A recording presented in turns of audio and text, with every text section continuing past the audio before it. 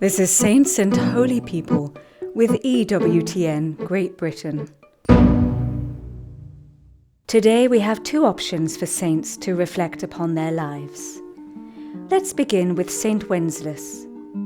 He was born around the year 903 and died at 32 years of age in 935. Saint Wenceslaus was a duke in his lifetime and was martyred for the faith at a young age. He is known as a patron saint of Bohemia. His father, also called Duke, was a Christian, and his mother, Dragomir, was a non-believer. He would have received a good Christian education from his grandmother, who was Saint Ludmila. After the death of his father, he placed his kingdom under the protection of Germany and introduced German priests into the kingdom. He took a vow of virginity and was known for his virtues. For religious reasons, his mother got his brother to carry out his murder. His martyrdom consisted of his body being hacked to pieces, where on this spot he was buried.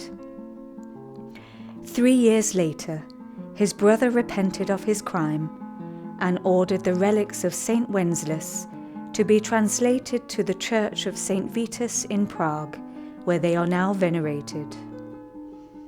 In the face of persecution and tribulation in our lives, Saint Wenceslaus is a wonderful example for us all, to always ask for the graces necessary to lead a life full of virtue and to ponder on purity, chastity, and the gift of virginity in one's life.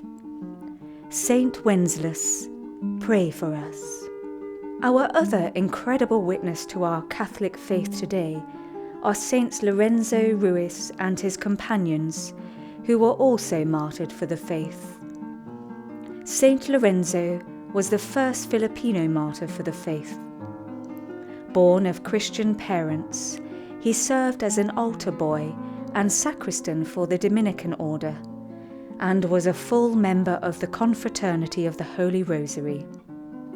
He was married and had 2 sons and a daughter. He faced many trials throughout his life. He and his companions in martyrdom were put to death by being hanged upside down in pits. Boards fitted with semicircular holes were fitted around their waists, and stones put on top to increase the pressure. They were tightly bound to slow circulation and prevent a speedy death. They were allowed to hang for 3 days. In 1987, Pope John Paul II canonized Saint Lorenzo and his companions. In England, as Catholics, we often consider the lives of the holy martyrs from the Reformation. It's hard in our modern society to imagine such circumstances where we might be faced with such circumstances of martyrdom. Martyrdom is a miracle of grace. I wonder how we would correspond with such a grace were it bestowed upon us. You have been listening to Saints and Holy People from our studio in Walsingham. God bless you and goodbye.